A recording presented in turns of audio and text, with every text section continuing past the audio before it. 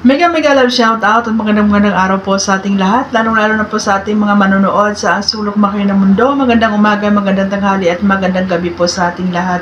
Sana po ay nasa mabuti kayong kalagayan. Ito na naman po si Kapitana ni Heights, ang magbibigay na naman po ng reaction, opinion at point of view dito po sa mga viral na mga issue na pinapanood at tinaabangan po natin sa araw-araw.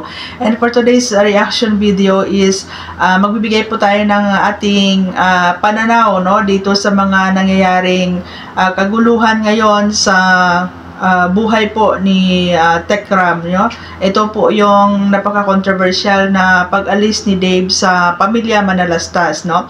Alam nyo guys, ako noon pa man ay ini-expect ko na talaga na mangyayari ito. Kumbaga hindi na po ako nagtataka na may mga ganitong senaryo na nangyayari ngayon kasi kung yun nga pong mga bagong silang na mga anak na ina-adapt ng mga foster parents, no, ay pag lumaki po ay hinahanap nila yung kanilang biological parents, di ba? How much more dito kay Dave na alam niya, no, may isip na ito nung kinuha ni Tekram, at the same time alam niya na buhay pa yung nanay at tatay niya, no? So nabusog man ng pagmamahal si Dave, nabigay man ni Tekram yung unconditional love niya, pero dumating dito sa point ng buhay ni Dave na marami na siyang mga gustong gawin sa buhay niya guys, no? Kasi mga ganitong edad na mga teenage ay sobrang napaka-adventurous po nito. Ang dami nilang gustong madiscover sa mga bagay-bagay, no? Gusto nilang magkaroon ng adventure yung buhay nila, no? Alam naman natin guys na mula noon nung kinuha ni Tekram si Dave, nung napunta siya sa pamilya Manalastas, ay talagang busog na busog po siya sa pagmamahal ng Manalastas family at the same time ng mga supporters, and busog na busog din po si Dave doon sa mga material na bagay galing po doon sa mga sponsors, no? At itong kaguluhan na nangyayari ngayon, na involved dito yung mga tao na kung tutuusin guys, hindi na ito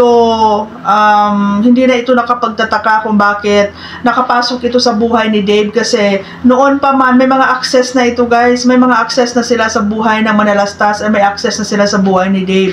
Imagine, hindi po ibang tao yung kumupkop kay Dave ngayon, or sabihin natin isa sa mga dahilan kung bakit parang naliligaw ng landas si Dave ngayon, na medyo naguguluhan yung kanyang isip dahil bukod sa sponsors niya ito guys, ninong pa niya. Remember, yung si si Ninong F, yung sinasabi nila, no?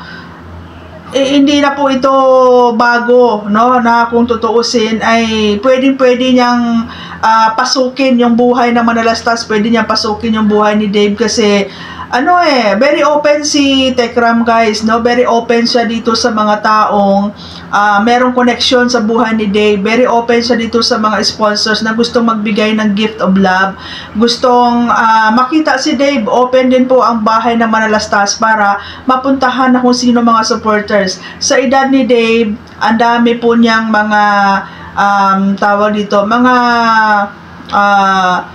bagay-bagay na medyo madali siyang ma-attract, lalo na guys pagdating sa pera, no? Alam mo yung mga bata, tayong mga matatanda, tayong mga parents, yung mga ninong, di ba? Yung mga ninong is tumatay yung second parent po yan, na supposed to be sila yung mag-guide, sila yung magtuturo kung ano yung mas nakakabuti doon sa inaanak bilang second child nila, no? Second parent yung mga ninong, di ba? Pero ang nangyari kasi dito, sa tingin ko merong personal na may mga personal interest, at saka may mga personal siguro silang hinanakit dito kay Tekram, na kumbaga ginamit nila si Dave para pasakitan ito sa Tekram, no? And then merong mga kasinungalingan na lumalabas guys, no? And ang ano pa dito guys, ang mahirap pa dito, parang hindi mo makonsider na kidnapping kasi involve yung totoong parents ng bata. Kumbaga may knowledge, no? May participation yung totoong parents ni Dave. At the same time, si Dave mismo, parang meron siyang sinasabi na kusa siyang sumama. So, wala pong puwersahan na nangyari dito. So, masakit ito para kay Tekram kasi ang kasalanan lang naman ni Tekram dito is binigay niya yung unconditional love, no? Pero aminin natin guys na kung ano man yung mga natatamasa ni Dave sa buhay niya ngayon, kung ano man po yung mga natatanggap niya is lahat po yon may participation ng sponsors, no? Ang naibigay lang mang ni Tekram dito is yung unconditional love, no? Pero sana, no, wag din kalimutan ni Dave kung saan siya nanggaling, no? Kasi kung i-flashback natin yung nangyari before, grabe po talagang effort ni Tekram dito na talagang pinaglaanan niya talaga ng time, effort na mabalikan si Dave, no? Para ma-save siya doon sa kung ano yung kinasusukdulan niya nung time na yun, guys, no? Remember, at the young age, nagtatrabaho na siya. Tapos nung makuha ni Tekram, talagang ano talaga siya na parang tunay na anak, no? Yung pagmamahal bilang isang tunay na magulang binigay niya, no? Although nasabihin natin yung mga luho ni Dave, yung mga pera na natatanggap ni Dave at kinagasto ni Dave is meron pong mga galing sa sponsors, but syempre guys, no, all in all, si Tekram po ang naging susi, no? Si Tekram po talaga ang naging susi at nagbukas ng pinto para po mabigyan ng magandang buhay si Dave, no? Sana maisip ni Dave yun, na maging grateful doon sa lahat ng mga nagawa ni Tekram sa kanya, no? Kasi ang pera guys, masisilaw ka man sa pera, pera lang yan. Mga material na bagay, masilaw ka, material na bagay lang yan, mawawala yan, mauubos yan. Pero yung totoong pagmamahal at pag-aaruga ng isang magulang na binigay ni Tekram kay Dave ay hindi po yun mababayaran ng kahit anong alaga, no? Pero sa ngayon, ang dami ng kaguluhan, ang dami na na-involved, no? At nakita natin kung gaano naapektuhan si Tekram at yung asawa niya, no? And ang buong Manalastas family, no?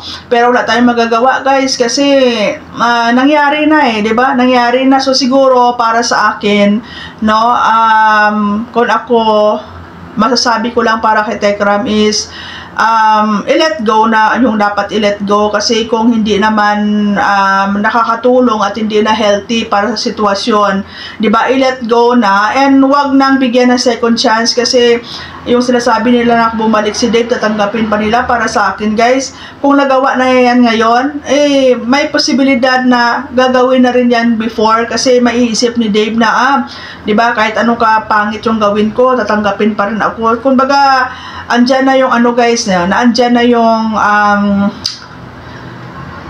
mahirap kasi minsan yung sobrang sobrang spoiled ba, no? So para sa akin, no more second chance, no? Wala nang second chance guys. And kung ako kay Tekram, focus ka na lang sa mga anak mo, sa pamilya mo, kasi alam mo mas okay na yan ngayon, kasi yung anak ni Tekram maliit pa.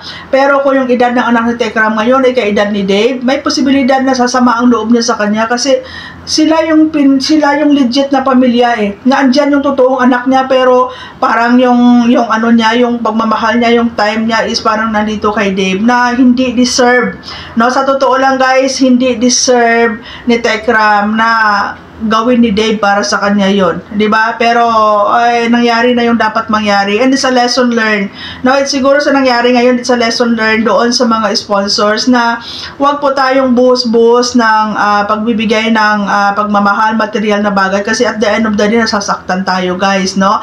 Kung meron tayong mga pamilya, focus tayo sa pamilya natin, priority natin yung pamilya natin. Walang masamang tumulong at magmahal ng ibang tao, pero alamin po natin yung limit at saka yung boundaries natin, kasi at the end of the day tayo din naman po masasaktan, di ba? And ang masama pa dyan is yung nasasaktan na rin natin yung totoong pamilya natin, kasi di ba, yung wala ka namang ibang ginawa kundi magmahal at tumulong, pero at the end of the day ikaw pa yung mapapasama, no? So mas maganda ngayon kasi maliliit pa yung anak ni Tekram, pero kung may mga isip na yan, may posibilidad na sasama din yung loob nila kay Tekram, kasi nandyan sila na dapat bigyan din ng focus, bigyan din ng priority, di ba? So siguro ganun na lang guys, minsan talaga sa buhay kailangan nating madapa para matutunan tayong bumangon. diba? Lumaban sa buhay. And minsan kailangan din natin mauntog para magising tayo sa katotohanan na may mga mali na dapat nating itama sa buhay natin, diba? So, ayan guys, no, abangan natin yung mga susunod pang mga pangyayari. Although na medyo late na tong reaction ko, pero nanonood ako na subaybayan ko, no? Pero bilang isang nanay, bilang isang parent, ramdam ko kung ano yung naramdaman ni Nanay Jack at saka ni Tekram sa ngayon, no? So, let's hope and pray na maayos po. Hindi man bumalik si Dave sa kanila, pero at least merong closure na mangyayari para once and for all, magkakaroon po ng peace of mind yung bawat isa. So, maraming salamat po and abangan po natin yung mga susunod pang pangyayari.